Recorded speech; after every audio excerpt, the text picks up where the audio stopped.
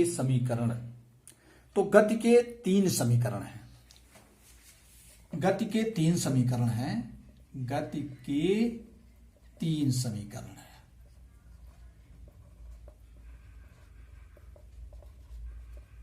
तीन समीकरण, फर्स्ट है v equal to U plus A T, दूसरा है s is equal to U T plus half A T square, और third है v square equal to U square plus 2as। एक गति के तीन समीकरण हैं। अब इसमें जो हमने ये वर्ड्स यूज किए हैं, लेटर हमारा जो है u, ये हमारा है प्रारंभिक वेग, प्रारंभिक वेग, इनिशियल वेलोसिटी, प्रारंभिक वेग, जिस वेग से वस्तु चल रही है, जो उसे फोर्स लगाएंगे फिर उसका वेग बढ़ेगा तो हमारा होता है अंतिम वेग। तो v इक्वल टू होता है, ये है हमारा अंतिम वेग, फाइनल वेलोसिटी जिसको बोलते हैं, अंतिम वेग। फिर a जो हमारा है, a है त्वरण, एक्सीलरेशन, त्वरण, और यस है एक निश्चित दिशा में चली गई दूरी, एक निश्चित दिशा में चली गई दूरी, ऐसी बोलते हैं विस्थापन, विस्थापन या एक निश्चित दिशा में चली गई दूरी। और टी क्या होता है, टी है समय। ये जो हमने इसमें यूज किया है, ये गति के जो समीकरण है, v equal to U plus A T, S equal to U T plus half A T square, V square equal to U square plus 2as। अब जरा ध्यान दीजिए, इस हमारी क्वेश्चन चेंज भी होते हैं। चेंज कैसे होते हैं कि यदि वस्तु का प्रारंभिक वेग शून्य हो या वस्तु विरामावस्था से चलना प्रारंभ करे, यदि वस्तु विरामावस्था से चलना प्रारंभ करे तो initial velocity u equal to 0, और दूसरा है ये तो ये 0 हो जाएगा। जब ये 0 हो जाएगा u इक्वल टू 0, यदि u इक्वल टू 0 कब होगा, जब वस्तु विरामावस्था से चलना प्रारंभ करे, चूंकि प्रारंभिक वेग है ना, जब विरामावस्था से प्रारंभ चलेगी तो उसका प्रारंभिक वेग 0 हो जाएगा। तो u इक्वल टू 0, तो v इक्वल टू हो जाएगा केवल ए टी, और s इक्वल टू हो जाएगा हाफ ए टी स्क्वायर, और v स्क्वायर इक्वल टू आ जाएगा 2as। जब u की वैल्यू 0 हो जाएगी तो पूरा टर्म हमारा 0 हो जाएगा।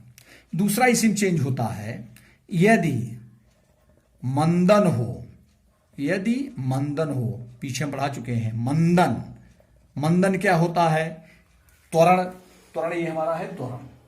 त्वरण जब होता है जब वस्तु के वेग में वृद्धि होती है, वेग परिवर्तन की दर को ही त्वरण कहते हैं। तो जब वस्तु के वेग में वृद्धि होती है तो त्वरण धनात्मक होता है, तो हम उसको प्लस में लिखते हैं। और जब वस्तु के वेग में कमी होती है, समय के सापेक्ष वस्तु के वेग में कमी होती है, अर्थात वेग ह्रास की दर को, जैसे हम साइकिल में ब्रेक लगाएंगे धीरे धीरे उसका वेग घटेगा, गाड़ी में ब्रेक लगाएंगे धीरे धीरे वेग घटेगा, तो वहां पर एक्सीलरेशन होता है, वहां वेग घट रहा है, तो उसको हम मंदन बोलते हैं। तो यदि मंदन हो तो मंदन जो है वो ऋणात्मक त्वरण होता है, तो एक स्थान पर तब हमारा तो हो जाएगा, तो v इक्वल टू हो जाएगा u minus A T, s equal to U T minus half A T square, and v square equal to U square minus 2as। ये मंदन अगर रिटार्डेशन, वस्तु का वेग घटता हो तो ये जो प्लस है, ये एक्सीलरेशन जो हमारा प्लस में है ये हमारा माइनस हो जाएगा। तो ये हमारा इक्वेशन चाहिए, मेल के इक्वेशन हमारा यही है। तो इस प्रकार से ये रैखिक, अगर कोई वस्तु रैखिक गति कर रही है तो उसके लिए तीनों समीकरण हमारे यूज होते हैं, v equal to U plus A T, S equal to U T plus half A T square, and v square equal to U square plus 2as। अब प्रश्न ये है कि हम किस इक्वेशन को कहां यूज करेंगे। ये हमारे तीन टर्म हैं vts, इस बात को बड़ी गौर सुनो। vts अगर हमें वेग, चूंकि प्रारंभिक वेग या तो दिया रहेगा या तो कहेगा वस्तु विरामावस्था से चल रही है, तो ये टर्म नहीं दिया रहेगा। ये तीन चीजें हमारा vts, यदि वेग और समय का, इनको समझिएगा अल्टरनेट में, जैसे वेग और समय का संबंध अगर हमारा है तो ये हम प्रथम समीकरण लगाते हैं, पहला समीकरण। और अगर t और s का है, इसका रिलेशन है, तो दूसरा समीकरण लिखाते हैं, और v और s का अगर से है तो तीसरा समीकरण लगाते हैं। किस इक्वेशन को कहां यूज करेंगे न्यूमेरिकल में, इस बात को ध्यान दो। यदि वेग vts, इसको याद करो, vt, v और t का अगर रिलेशन हो तो प्रथम समीकरण, इसको ध्यान दीजिए। रिलेशन है तो द्वितीय समीकरण। और अगर हमारा जो है वी और यस का अगर रिलेशन है, वी और यस के बीच में है, तो ये हमारा हो जाएगा तृतीय समय। तो ये तब कि वीटीएस वेग समय का हो तो प्रथम समीकरण यूज करेंगे, खट से लगा देंगे। दूरी और विस्थापन का अगर संबंध है, हमको इसका संबंध अगर ज्ञात करना है तो द्वितीय समीकरण यूज करेंगे। और अगर वेग और विस्थापन का अगर है तो तृतीय समीकरण को यूज करेंगे। ये तो गति के तीन समीकरण है। तो इस प्रकार से अब हम तुमको एक एक समीकरण का निगमन पढ़ाएंगे। तो गति के प्रथम समीकरण का निगमन हमने बताया, तीनों समीकरण है, तो हम कैसे समीकरण का निगमन करेंगे। पहला समीकरण हमारा है v = u + at।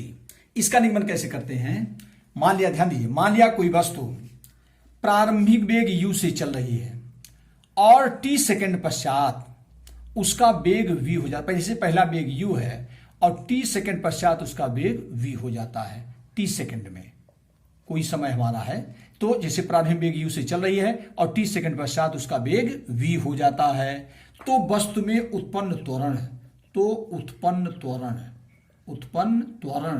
क्या होता है, ए बराबर त्वरण क्या होता है, वेग परिवर्तन बटे समयांतराल। ये है त्वरण का सूत्र, समयांतराल।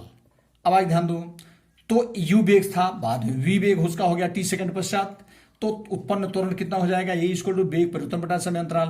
तो a = हो जाएगा वेग परिवर्तन, तो u से v हुआ तो v - u, ये तो वेग परिवर्तन होगा, अंतिम वेग में से प्रारंभिक वेग घटा देंगे, अपान समयांतराल कितने समय पश्चात u से v हुआ t सेकंड, तो आ जाएगा t, तो v - u t।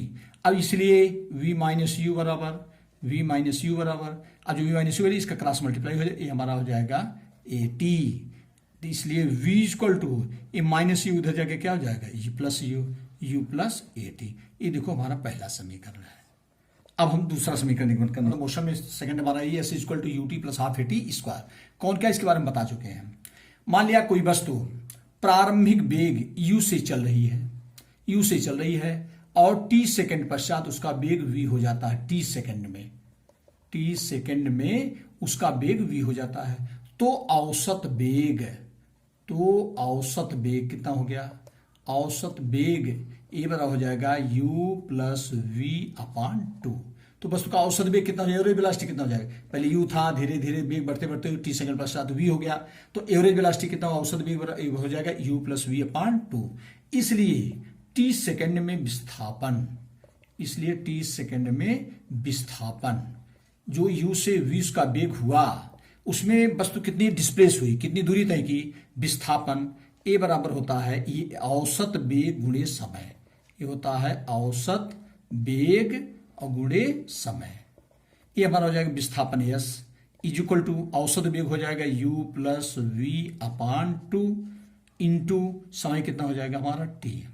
अब इसी को सॉल्व करते जाए, s = t का अंदर मल्टीप्लाई हो जाएगा, तो हो जाएगा ut + vt/2।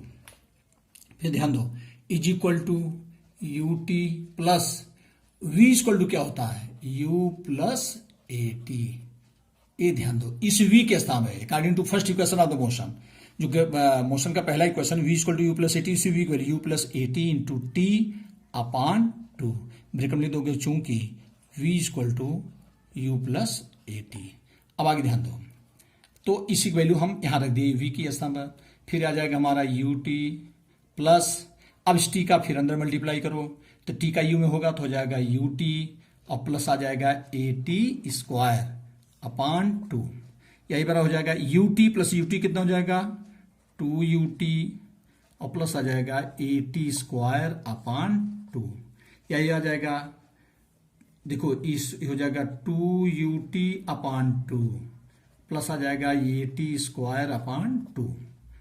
इसलिए s = ये देखो 2 से 2 कट जाएगा, आ जाएगा ut और प्लस आ जाएगा at²/2, या इसको लिख सकते हैं ½ at²। ये हमारा हो गया दूसरा समीकरण ऑफ मोशन का है, इसका निगमन कर रहे हैं। देखेंगे प्रथम समीकरण से, प्रथम समीकरण क्या है, प्रथम समीकरण से v = u + at। अब इसी का दोनों पक्षों का वर्ग कर दो, दोनों पक्षों का वर्ग करने पर हो जाएगा वी स्क्वायर, ये हमारा हो जाएगा V square is equal to, ये हमारा आ जाएगा यू प्लस ए टी का होल स्क्वायर। हमने दोनों पर इधर का स्क्वायर किया और इस पक्ष का स्क्वायर करते रहे, तो V square is equal to, इसको तोड़ देंगे ए प्लस बी का whole square. A plus B का होल स्क्वायर क्या होता है, A square plus 2ab plus B square, या A square plus B square plus 2ab। तो ए स्क्वायर मतलब हो जाएगा यू स्क्वायर प्लस 2ab, तो हो जाएगा 2ab यू ए टी और प्लस बी स्क्वायर मतलब हो जाएगा ए स्क्वायर टी स्क्वायर। देखो इसको हमने तोड़ दिया, ए प्लस बी का whole square, A square plus 2ab और प्लस बी स्क्वायर। अब आगे ध्यान दो, V square is equal to U square plus, इसमें 2a कॉमन कर लेंगे, 2a कॉमन कर लेंगे, 2 और a कॉमन कर लिए कितना बचा ये ut, और प्लस a तो कॉमन किए तो हो जाएगा a, बचा यहां पर टी स्क्वायर, और 2 कॉमन किए, यहां 2 है नहीं तो 2 का हो जाएगा डिवाइड। अब आगे ध्यान दो, 2a दोनों में है तो ये तो हमने कॉमन कर लिया, 2 इसमें नहीं है, तो अगर इसमें नहीं तो इसमें 2 का कॉमन लेना मतलब होता डिवाइड करना, तो इसमें 2 से डिवाइड हो जाएगा। अब आगे ध्यान दो, तो V square is equal to U square plus 2a और ut plus at square upon 2 is equal to होता है यस के, लिख दोगे चूंकि यस इज इक्वल टू होता है ut plus half at square, चाहे हाफ at स्क्वायर या at स्क्वायर अपॉन 2 एक ही बात है। तो ये हमारा आ गया तीसरा समीकरण, V square is equal to U square plus 2s।